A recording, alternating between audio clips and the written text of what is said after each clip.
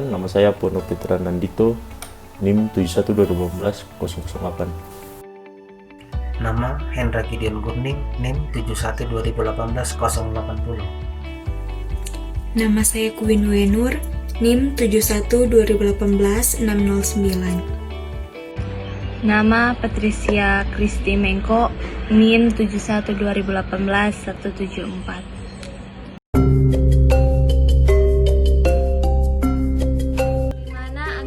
Agama Timur memahami apa itu agama. Memahami apa itu agama di peradaban Timur itu tidak sama dengan apa yang dipahami dengan peradaban Barat. Bagi Timur itu dari bahasa Sanskrit yang berarti teks, sehingga dalam tradisi Timur mereka memahami agama lebih kepada sifat kesalehannya. Agama Timur memahami agama adalah sebuah proses, tidak sebagai sistem, dengan memahami prinsip ajaran agama sebagai tindakan keagamaan, bukan sebagai doktrin. Kemelekatan dengan kehidupan sehari-hari membuat agama-agama Timur memiliki ciri biaseklusivitas, tidak mengandung pemahaman biaseklusivitas, melainkan merayakan sebuah perbedaan, tidak melakukan penyembahan atau menyembah kepada nenek moyang, melainkan penghormatan. Agama yang dipandang dari sikap dan perilaku di dalam kehidupan sehari-hari memberi dampak yang membangun proses baik kepada sesama manusia, kepada alam, dan kepada ciptaan lainnya, serta kepada Sang Ilahi. Selanjutnya, esensi peradaban Timur. Bicara esensi peradaban Timur yang khususnya berporos pada India dan Cina memiliki ciri khusus yang berbeda dengan peradaban Barat. Kalau peradaban Barat, pemikiran mereka sangat rasionalistis yang mana mempertanyakan segala sesuatu untuk mencari kepastian, berbeda dengan Timur, khususnya di India menganggap segala sesuatu itu tidak pasti atau menjunjung realitas ketidakpastian, sedangkan di Cina menerima pemahaman atau dapat memahami keduanya. Esensi peradaban Timur memahami filsafat sebagai jalan hidup dan bukan untuk diteliti, sehingga pengalaman langsung sangat penting dan menjadi kuncinya. Esensi peradaban Timur memiliki karakteristik hidup yang bebas lepas, artinya menikmati hidup dengan ketidakmelekatan terhadap sesuatu dan melakukan sifat alami manusia secara wajar. Di India, memahami akan peniadaan keinginan, kalau di Cina, pengelolaan keinginan, dan pemahaman kehendak, kalau di India, memahami akan ketiadaan kehendak, dan di Cina, pembatasan kehendak, berbeda dengan di Barat. Esensi peradaban Timur sering berbicara tentang bagaimana menjaga keselarasan dan memahami kalau kekacauan hidup dan konflik yang muncul terjadi karena ketidakselarasan. Sehingga pemikiran Timur sangat non-teistik, esensi bahwa yang ilahi ada pada segala sesuatu yang ada, dan pemahaman dan pemikiran Timur menerima dan merayakan perbedaan.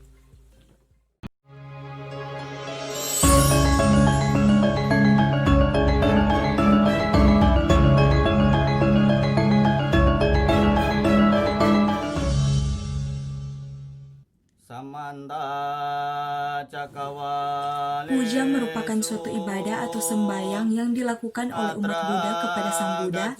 Namun dalam proses puja ini bukan untuk menyembah berhala, melainkan untuk mengingat bagaimana kualitas-kualitas Sang Buddha dan juga ajarannya.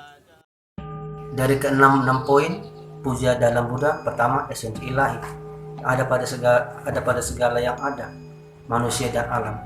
Manusia itu harus mengakui di dalam kebiasaan, memberikan kehidupan melalui keyakinan mereka. Yang kedua, respon atau sikap terhadap esensi ilahi yang dimaksud adalah bahwa setiap patung atau dewa-dewi dapat memberikan satu kebahagiaan atau berkat umur panjang bagi kehidupan, serta alam yang mereka hormati memberikan suatu kedamaian, mempunyai suatu kekuatan yang suci. Juga melakukan doa-doa yang disampaikan kepada Buddha dan juga orang-orang suci, di mana manusia harus merespon dengan hati dan pikiran suci. Maka pengelola keinginan bagi Buddha dilambangkan dengan api. Apa dimaksud merupakan memberi kepanasan dan membawa penderitaan bagi manusia. Jika manusia itu tidak dapat mengontrol atau menjaga dan merawat dirinya, sama seperti dengan nafsu juga membakar dan bisa membawa kematian, yang mana merupakan noda bagi manusia. Dan juga air dilambangkan membawa suatu kesucian yang murni atau membersihkan, sehingga terjalin suatu kehidupan yang baik antara manusia, sehingga manusia itu harus menjaga, merawat, sehingga terciptalah suatu kedamaian. Keempat, keseimbangan yang ada pada saat melakukan puja dalam Buddha merupakan keseimbangan yang dilakukan oleh manusia dalam melakukan puja kepada Sang Buddha untuk mewakili setiap makhluk hidup yang ada di dunia. Karena tidak semua makhluk hidup yang dimana ada hewan, ada tumbuhan, dan juga alam yang tidak dapat melakukan hal tersebut, sehingga manusialah yang melakukan semuanya itu. Dan dari situlah terlihat bagaimana terdapat keseimbangan antara manusia dan makhluk hidup lainnya dan juga alam. Dalam hal ini juga terdapat hubungan timbal balik yang diterima oleh manusia, yaitu udara, air, dan lain-lain yang dapat kita rasakan.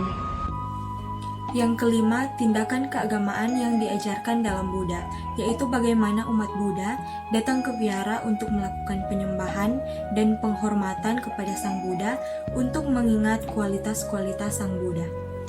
Agama Buddha dalam menerima perbedaan bukan berarti agama Buddha itu membeda-bedakan standar atau tingkat kehidupan secara keseluruhan makhluk hidup. Melainkan dalam agama Buddha, mereka menyetarakan kehidupan mereka sesuai sama dengan seluruh makhluk hidup. Contohnya, pada saat mereka melakukan puja itu, mereka bukan hanya meminta atau berdoa untuk diri mereka sendiri, melainkan untuk mengharapkan kebahagiaan untuk seluruh makhluk hidup yang ada di dunia ini.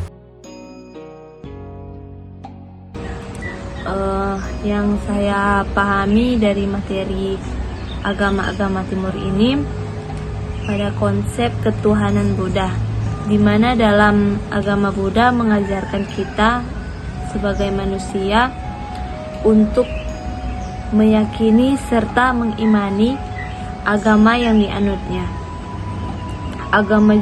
Agama Buddha juga menanamkan cinta kasih dan kebijaksanaan baik kepada sesama maupun kepada Sang Pencipta.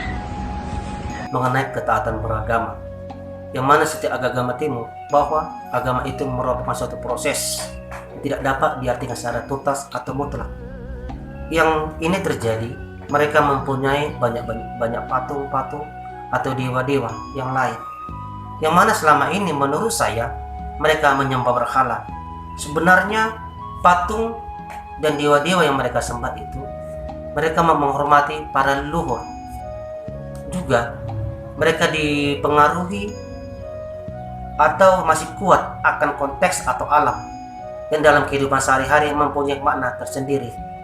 Agama mereka juga dipengaruhi oleh kehidupan keberadaban lokal yang masih kentara dalam kehidupan mereka, sehingga di dalam mempercayai agama lain mereka tidak kaku, mereka tidak menganggap salah agama-agama lain. Dan juga dalam kehidupan mereka menghargai atau menghormati para leluhur yang mana selalu mereka hidupi. Materi yang sangat menarik dan membuka pemahaman saya, tetapi juga menginspirasi bagi saya, yaitu materi puja dalam Buddha. Ketika sebelumnya saya berpikir bahwa agama Buddha agama yang berhala karena melihat mereka menyembah patung-patung, pohon, dan benda-benda lainnya. tanpa mengetahui makna dan arti dari semua itu. Tetapi melalui pembelajaran ini memberi pencerahan bagi saya bahwa itu merupakan suatu penghormatan dan menaruh bakti terhadap nilai-nilai luhur bagi sesuatu yang dianggap suci dan berpengaruh terhadap kehidupan. Misalnya arca atau patung yang dijadikan media agar dapat memahami kualitas dan nilai-nilai luhur Buddha untuk dijadikan sebagai teladan dalam melakukan ajaran-ajaran mereka. Jadi setelah saya pelajari agama-agama timur ini, saya baru tersadar ternyata selama ini yang saya pikirkan tentang agama-agama lain itu salah. Karena dalam proses belajar saya tentang agama-agama timur, yang dilakukan agama-agama lain ini ternyata itu memiliki alasan tersendiri untuk melakukan hal tersebut. Contohnya agama Hindu yang dimana mereka menerapkan tentang kasta, dan juga agama Buddha yang melakukan penyembahan-penyembahan kepada patung. Ternyata semua itu mereka mempunyai alasan tersendiri. Contohnya agama Buddha, mereka menyembah patung itu atau bersembahyang di biara-biara di depan patung, itu ternyata memiliki makna tersendiri, yaitu untuk mengingatkan mereka kepada pengajaran-pengajaran Sang Buddha dan juga untuk memberikan kebaikan kepada semua makhluk hidup yang ada di dunia ini.